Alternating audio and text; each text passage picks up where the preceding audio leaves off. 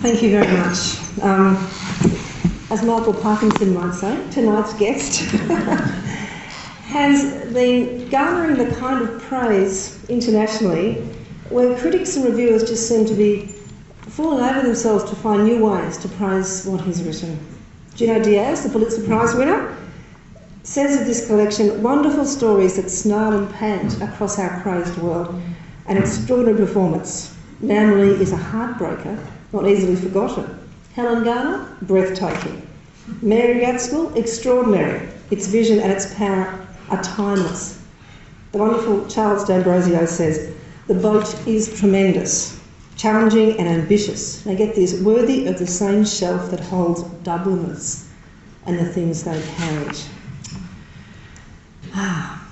Couldn't you just slap him?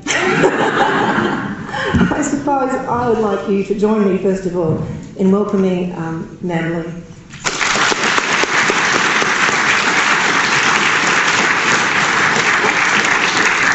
So, now, gosh, what a dream, right? Let's just get to the point here. International acclaim, astonishing praise and accolades, a cult following already, a style and confidence that most writers take years and years to achieve. Machiko Kukatani, the notoriously tough New York Times reviewer herself, totally besotted, says, Mr. Lee writes with an authority and poise rare even among long-time authors and demonstrates an intuitive, gut-level ability. The opening story is a singular masterpiece. So my question, I guess, Nan, is, have you in fact sold your soul to the devil? How has this happened? I mean, it must feel fantastic from your perspective. So what's it like to kind of suddenly have this meteoric rise? Well, you forgot my good looks first. Oh, that's right. Handsome and charming. That cost me half my soul. No, it's strange because you're part of. Once you spend all that time just on your own, in the dark in a sense, and slaving away at something which most of the time seems to be quite unrewarding and pretty grueling, and to sort of just move from that to, jumping around, schlepping and shilling your book is a completely different switch.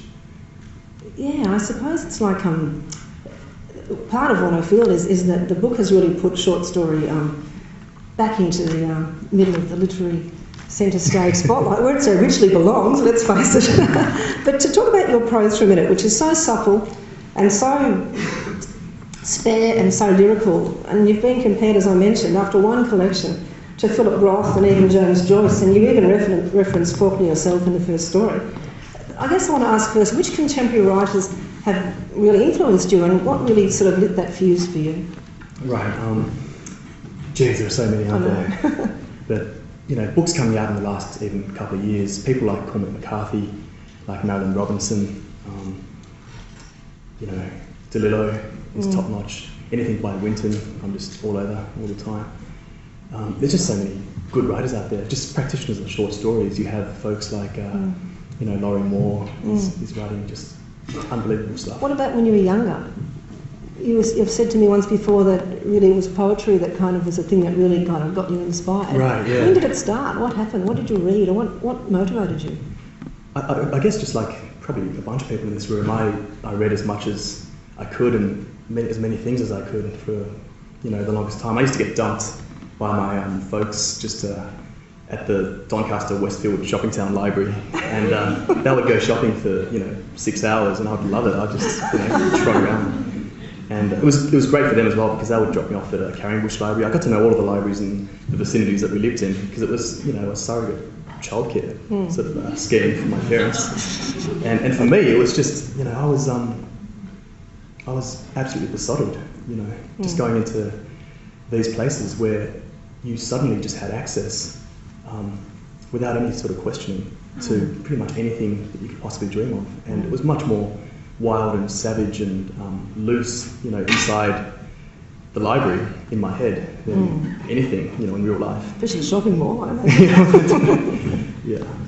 Now let's talk about your subject matter, because you've said yourself that you don't, I think this is an interesting thing to say, you don't want to get it right so much as do it justice. Nan has said in interviews, and I'm struck by that comment because I think it reveals something very evident in your work, and that is I think our responsibility as writers to sort of stand witness and to create a testimony that moves our reader, and to privilege the big things, the verities, as you say in the first story, over the personal. What's your take on the power of fiction to kind of move hearts and minds in that way, which is probably beyond, say, the judicial system or political policy or things that Right. try and do that as a social force? How does fiction work that way? Because it's very evident in your work that that's what's really concerning me. You know, it's a tough question to answer because it's also evident that that reading is declining. That the type of education in reading that people are getting. I mean, the sort of high school cannon fodder that most of us are paraded by in high school. For so many of us, that's the last voluntary contact that we have with fiction at all, with books at all. And then when you sort of move on to university, sometimes it seems to me that you're taught more under a sort of vocational style guide of the lexicon rather than the English language itself. You know. Then you move into the degradation of public discourse and, you know, this era of sound bites and you know, public rhetoric gone wrong in a sense. And so it's very, very disheartening for any writer, I guess, to believe that fiction can really make that type of a difference. But I'm reminded of something which a friend of mine said when he was asked a question as to whether or not, you know, poets were still the unacknowledged legislators of the world. And he said that he thought that fiction writers were the unacknowledged historians of the world, and that there was a letdown basically on the side of politics and politicians, on the side of public discourse, on the side of the mainstream media, to really give us a picture of ourselves and where we are and what we're doing, you know, and who we are. In the way that a piece of fiction In the way that a piece of fiction can. And I think, you know, I'm continually sort of cynical and disheartened by the encroachment of other media on what has traditionally been seen as fiction's bailiwick, you know. And when you sort of demarcate the role of fiction and you sort of say, well, is it to instruct or entertain? Well, geez, you know, go to a movie cinema or look at what a, you know, audio-visual documentary can do. Or is it to give you the news? You know, but again, in this era of, you know, continual and instantaneous news, you're sort of old news by the time you get a book out, as you all know. And it seems to me that the only thing, and perhaps the most crucial thing, that fiction can do that other media and other fora can't do is really just enable you to get that clear and close and real and deep inhabitation of another consciousness in another context and in another situation. You know, and that seems to me, you know, both the blessing and the liability, the greatest curse of fiction. But you certainly explore that to its nth degree. I'm sure everybody who's read the collection was, like me, shaking their head in kind of disbelief that you were capable of inhabiting so many different narrative voices and personas, and to do it so plausibly and so readily. That's, you know, that kind of virtuosity is one of the main things people seem to be most consistent in their praise in the collection. It's very kind of you. It's not me, everybody's saying it now. No, I think it's, look you at your know, website. well, the other way of saying it is just these narratives just all over the shop, and I've got no sort of unity or coherence drawing them together at all. Well, on that point actually, one of the reviews that you received by Tim Johnson in Australia back in June said something interesting. It said, "The boat is a revelation, a bright light in the dim sky of modern short story writing. Nam Lee brings a vigorous and exciting new voice to a discipline that's become more and more inward-looking and abstruse in recent years. His work is an antidote to the modern short story style, with its pointillist obsession with minute detail that all too often merges to become a slick of irrelevancy, miring the reader in eternal overcast of pregnant nuance that seems unable to give birth to any sort of narrative, linear or otherwise." And that's a bit of an indictment, isn't it? I must have been on it.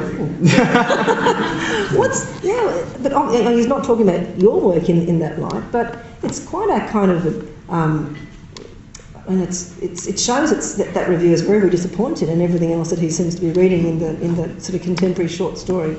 So what's your take on when you look across and see what other short story authors are doing and what you're working at yourself? Like, I suppose, why do we stick at that genre? What's in there for you? Well, first off, I think Mr. Johnson is probably conscribing me into a fight that I don't want to necessarily be in. You know, it seems everything about this, you know, this crazy thing we do, writing, be it writing or fictional short stories, seems to contain so many contradictions to it. and one of the most sort of deep-seated being that, you know, there is so much good stuff that's out there. There's so much good stuff that's being written, and, you know, in spite of that, there's this overwhelming consensus that most of the stuff out there is pretty shite and it's going downhill, and you know, we're all doomed, and the short story is endangered and dying, etc., etc. And that seems to me, I mean, probably every single era in which the written word has been put down to paper has met with its, you know, fair share of bemoaners of, you know, the media is dying, it's being impinged upon, it's being corrupted in some way.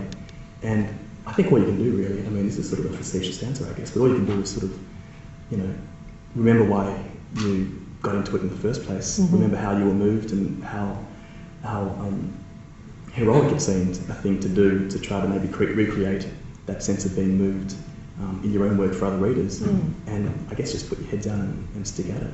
And end up with a book that actually hits the independent bestseller list as a result, which is, you know, it's a fantastic achievement to kind of say, actually, no, this is not irrelevant. This is actually a genre which is crafted and has its own merits and is, you know, working fine, thanks, you know. Yeah, I mean, probably speaking to a room of partisans here, but short stories are great. You know, short stories do such wonderful things, and there's such verve and swerve and swoop in sort of short stories that you can't get quite often in fiction.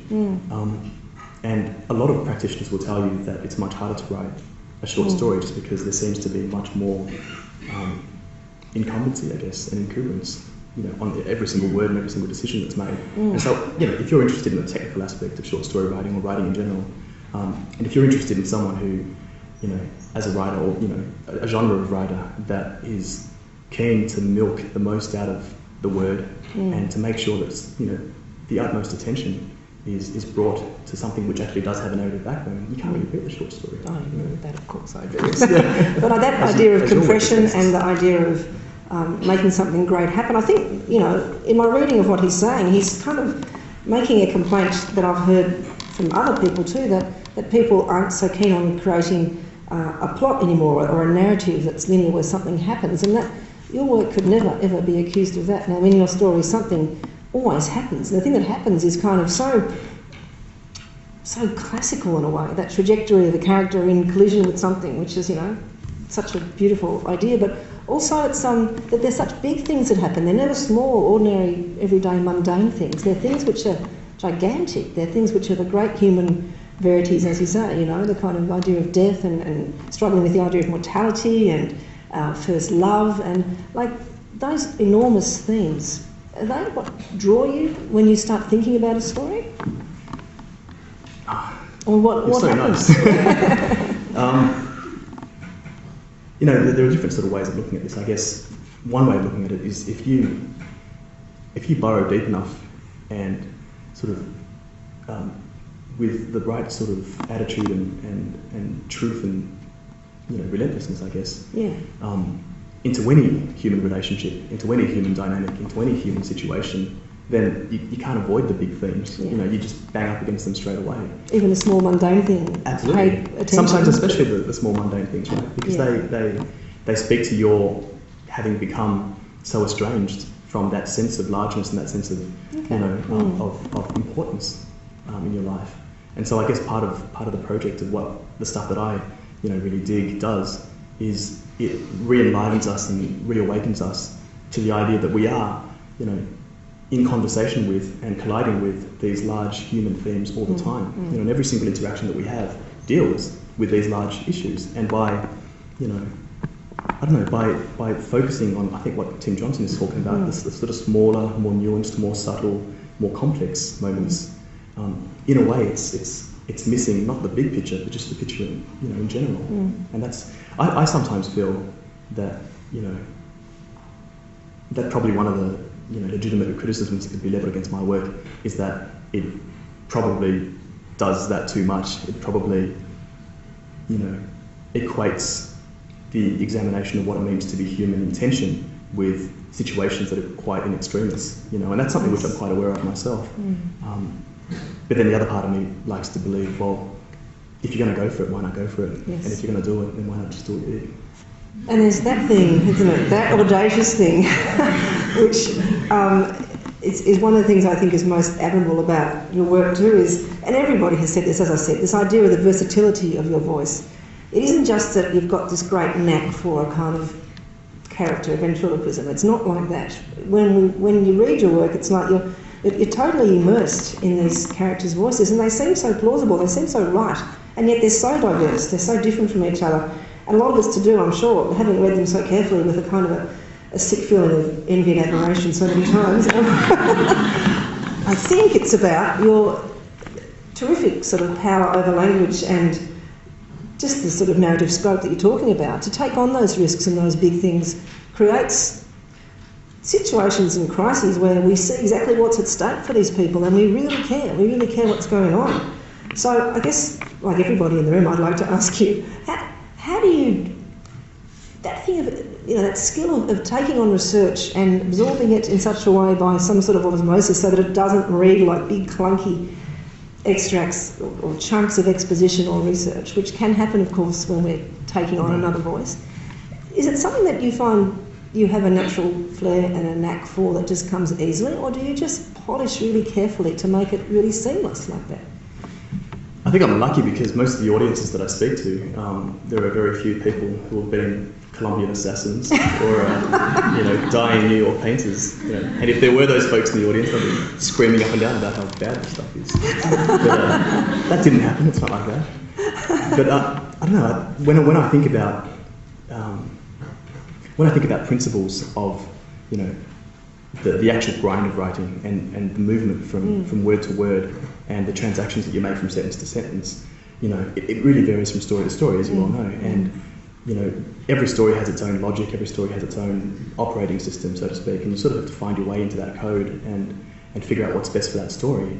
And the only principle that really sticks with me and that I try to cleave to as much as I can is that idea of not taking the path of least resistance, I guess. And that idea of, if you're interested in something, or if the story needs to go somewhere, or it needs to move in this direction, it's not a good enough excuse that you don't know enough about it, and it's not a good enough excuse that it's too hard or that the story's pretty good as it is and doesn't really need to go there. It's not a good enough excuse that you've already created something that's competent or polished or resolved in its own right. If you feel some voice or some impulse in that story saying no, you need to do the hard yards and sort of take it here.